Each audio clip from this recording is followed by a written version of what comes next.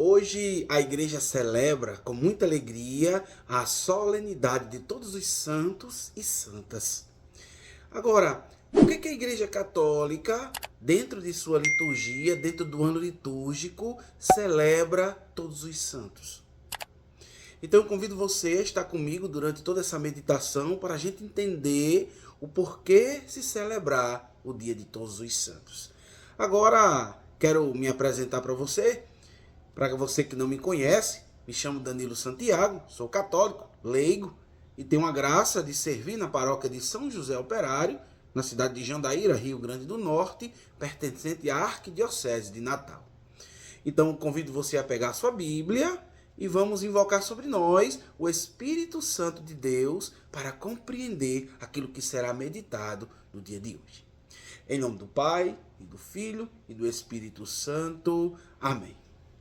Meu Senhor e meu Deus, mais uma vez te pedimos, te clamamos, derrama sobre nós o teu Espírito, para nos dar a compreensão daquilo que será meditado, que será pregado, que será anunciado.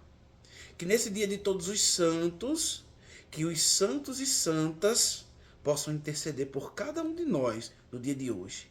E que possamos um dia contemplar a visão beatífica na qual os santos estão contemplando no dia de hoje.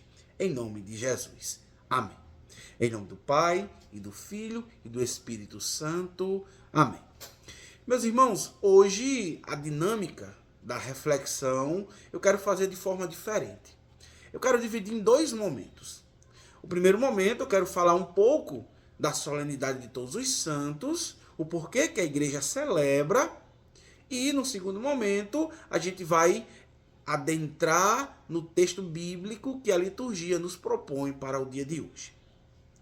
Primeiramente, para que nós entendamos o porquê se celebrar a solenidade de todos os santos, nós precisamos entender que dentro da profissão de fé católica, ou seja, do credo, existe algo dentro do credo na qual nós chamamos de comunhão dos santos. E o que é a comunhão dos santos?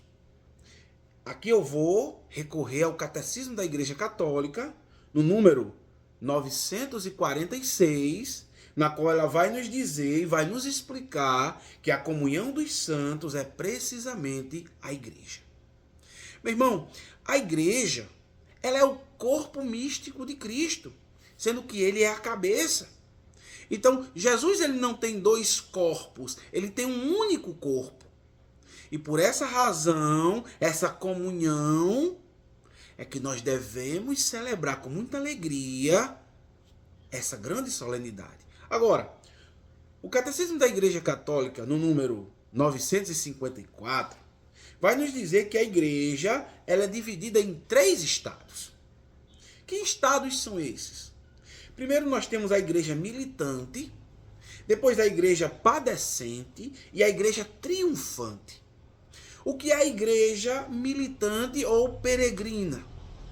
Somos todos nós vivos, na qual estamos lutando contra o pecado, na qual estamos lutando contra as tentações do mundo, para um dia chegarmos à santidade, para um dia chegarmos ao céu, para um dia chegarmos a Jerusalém celeste.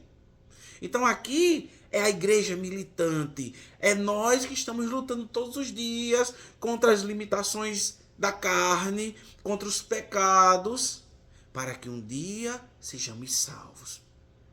E a igreja padecente são justamente as almas dos fiéis que estão no purgatório. Ou seja, as almas que conseguiram ter amizade com Deus, com o Senhor, mas não conseguiram se purificar para chegar ao céu. Já estão salvas, mas porém é necessário uma purificação para que chegue ao céu. E por fim, nós temos a igreja triunfante, que são todos aqueles homens e mulheres na qual conseguiram chegar ao céu, conseguiram chegar a Jerusalém celeste, conseguiram contemplar a visão beatífica do Senhor, Então é por essa razão que a igreja celebra no dia de hoje a solenidade de todos os santos. Porque para nos lembrar de que a igreja, ela é essa comunhão dos santos, é esse corpo de Cristo que juntos almejamos a santidade, almejamos o céu. Então que neste dia peçamos a intercessão de todos os santos, para que nós também um dia consigamos chegar lá. Agora, eu convido você a pegar a sua Bíblia. Pega a sua Bíblia para entrarmos agora no texto que a liturgia nos propõe para hoje. E o texto que a liturgia nos propõe para hoje é o Evangelho de Jesus Cristo, segundo São Mateus, capítulo 5, versículos do 1 ao 12. Primeiramente, aqui é um texto clássico das Escrituras, na qual é o Sermão da Montanha, as bem-aventuranças. Primeiramente, o evangelista Mateus, dentro do evangelho, ele vai nos apresentar 5 grandes pregações de Jesus, ou 5 grandes sermões. E aqui nós estamos no primeiro grande sermão de Jesus, que é o Sermão da Montanha. Agora vamos para o versículo 1. O versículo 1 vai dizer que Jesus, vendo as multidões, ou seja, se nós voltarmos alguns versículos, nós vamos entender que no versículo 25 do capítulo 4, vai dizer o seguinte: seguiam-nos multidões numerosas, vindos da Galileia, da Decápole, de Jerusalém, da Judéia e da Transjordânia.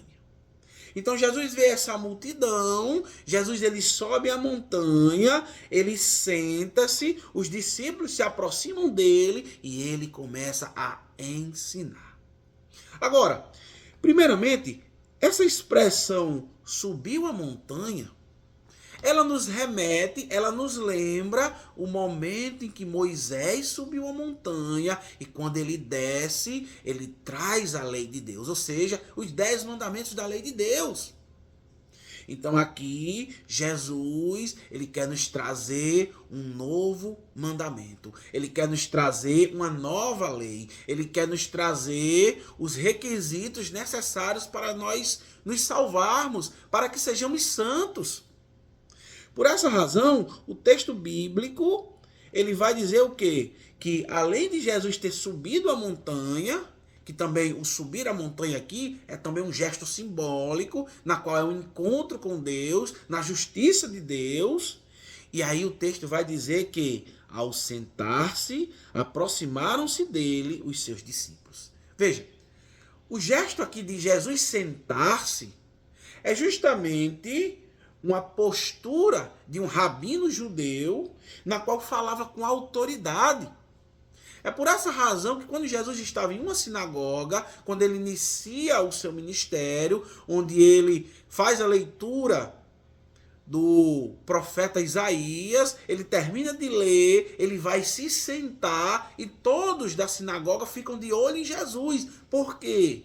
Porque o gesto de sentar aqui é um gesto de mestre, é um gesto de autoridade. Então Jesus daqui, ele vai começar a ensinar com autoridade a nova lei de Deus. Ou seja, os novos ensinamentos necessários para que nós possamos nos salvar.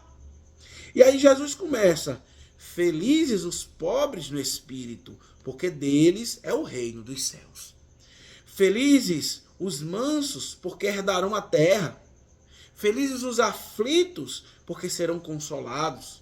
Felizes os que têm fome e sede da justiça, porque serão saciados. Felizes os misericordiosos, porque alcançarão misericórdia. Felizes os puros no coração, porque verão a Deus. Felizes os que promovem a paz, porque serão chamados filhos de Deus. Felizes os que são perseguidos por causa da justiça, porque deles é o reino dos céus.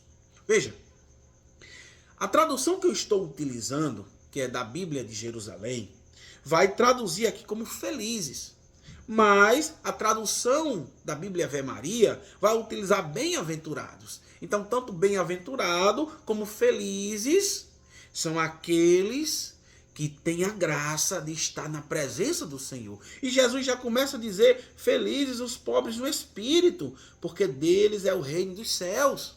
Veja, o que é que significa que pobres no espírito? Pobres no espírito quer dizer alguém que reconhece a necessidade de Deus. Então veja, se nós queremos ser pobres no espírito, nós precisamos reconhecer a necessidade que nós temos de Deus. Veja, qual é a necessidade que nós temos hoje? De nos alimentar com a palavra de Deus e com o corpo de Cristo. E onde é que nós encontramos isso? No sacramento da Eucaristia, o sacramento dos sacramentos, ou seja, o santo sacrifício da missa.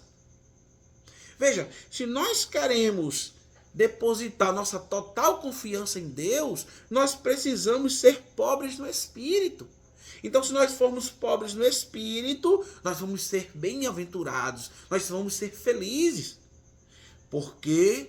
Porque se nós realmente reconhecermos a necessidade que temos de Deus, é porque o reino de Deus pertence a nós. Agora, quando a gente pega essa palavra para aplicar nos tempos atuais, quantas pessoas não são pobres no espírito? Ou seja, pessoas orgulhosas, pessoas presunçosas, pessoas que acham que podem ser salvas sem a presença de Deus. Irmão, isso aqui não é possível. Se nós queremos o caminho da santidade, se nós queremos ir para o céu, nós precisamos ser pobres no espírito. Nós precisamos reconhecer que necessitamos de Deus. Nós precisamos reconhecer que precisamos da oração. Nós precisamos reconhecer que precisamos de uma vida de caridade.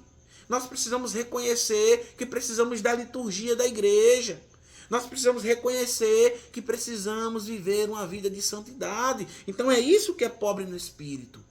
Agora, Jesus tem tantas coisas a nos ensinar que, infelizmente, eu não vou conseguir trabalhar todos os pontos. Mas eu quero trabalhar o versículo 7 nesse momento, onde Jesus vai dizer: felizes os misericordiosos, porque alcançarão misericórdia. Meu irmão, nós precisamos ser misericordiosos.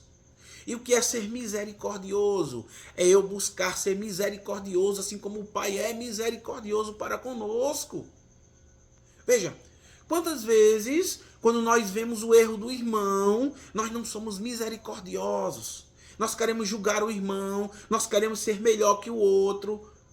Então, cadê a misericórdia de Deus que deve agir em nós?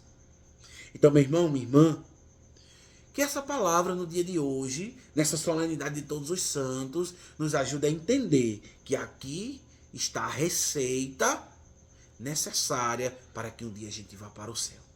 Então, meu irmão, minha irmã, é com muita alegria que eu convido você no dia de hoje. Se puder, vá à Santa Missa. Se puder não, vá à Santa Missa, porque é um dia de preceitos. Então, veja, nós precisamos se aprofundar no conhecimento do Senhor. E aqui é um ensinamento maravilhoso que nós necessitamos acolher para a nossa vida.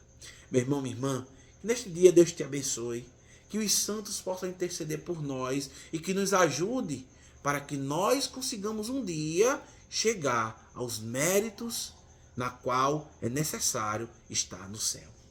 E para isso é necessário que nós abramos o coração para entender e ouvir a palavra de Deus.